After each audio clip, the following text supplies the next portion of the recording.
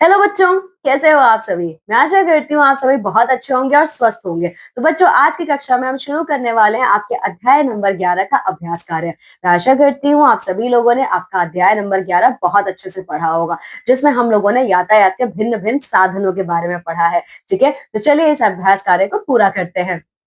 देखिए बच्चों, सही विकल्प के सामने सही का आपको चिन्ह लगाना है। ठीक है, जैसे बहुत अधिक दूर के स्थानों की यात्रा हम किससे करते हैं? हम लोग बहुत अधिक जो दूर है, तो बच्चों उनकी जो यात्रा हम करते हैं, देखिए वो हम रेलगाड़ी से करते हैं और हवाई जहाज दोनों से करते हैं, लेकिन हम यहाँ पे रेलगाड़ी के ऊपर निशान लगाएंगे। ठीक है, वाहनों का उपयोग हम अधिक डैश के लिए करते हैं, तो वाहनों का उपयोग बच्चों हम लोग अधिक दूरी के लिए अधिक दूरी के लिए करते हैं। ठीक है, फिर देखिए वाहन डैश पर चलते हैं, वाहन बच्चों पहियों पे चलते हैं। ठीक है, बैलगाड़ी भूमि पर प्रयोग होने वाला काम का यातायात का साधन है।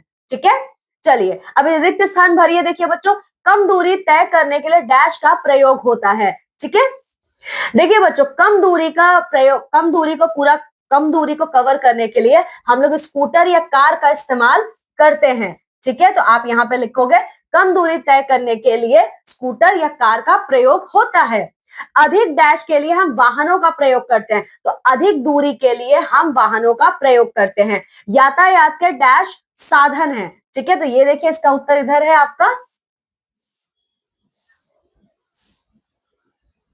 यातायात के विभिन्न वाहन हैं। ठीक है, मतलब विभिन्न साधन है आपके, तो इसका उत्तर यह है बच्चों। देखिए यातायात के विभिन्न साधन है। ठीक है, देखिए वाहन में डैश होते हैं, वाहन में पहिए होते हैं। ठीक है, ये आप लिखेंगे यहाँ पे।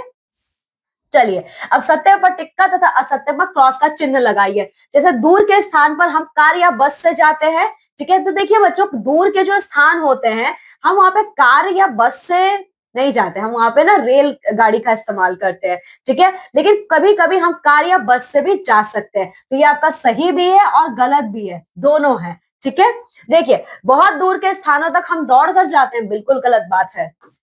ठीक है, देखिए वाहन हमें तेज गति में चलाने चाहिए? नहीं, बिल्कुल नहीं, कभी भी तेज गति से हमें वाहन नहीं चलाना चाहिए। यातायात के नियम नहीं होते, बिल्कुल गलत बात है, यातायात के नियम होते हैं।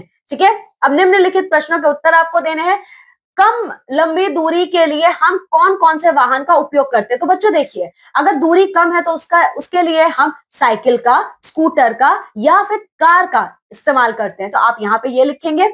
हमारे यातायात के साधन कौन कौन से हैं? हमारे यातायात के साधन निम्नलिखित हैं। तो ये सारा जो भी है ना, ये सारा आप लिखेंगे, जैसे बैलगाड़ी, साइकिल, स्कूटर, कार, हेलीकॉप्टर, रेलगाड़ी, वायुयान। ठीक है, तो ये सब आप वहां पे लिखेंगे। इसके अलावा अगला प्रश्न आपसे क्या पूछ रहा है? हम वाहन का उपयोग क्यों करते हैं? ठीक है, तो इसका उत्तर ये है आपका। देखिए हम एक स्थान से दूसरे स्थान पर जाने के लिए विभिन्न वाहनों का प्रयोग करते हैं। ठीक है, इन वाहनों में पहिए होते हैं। ठीक है, यही है आपका उत्तर नंबर 3।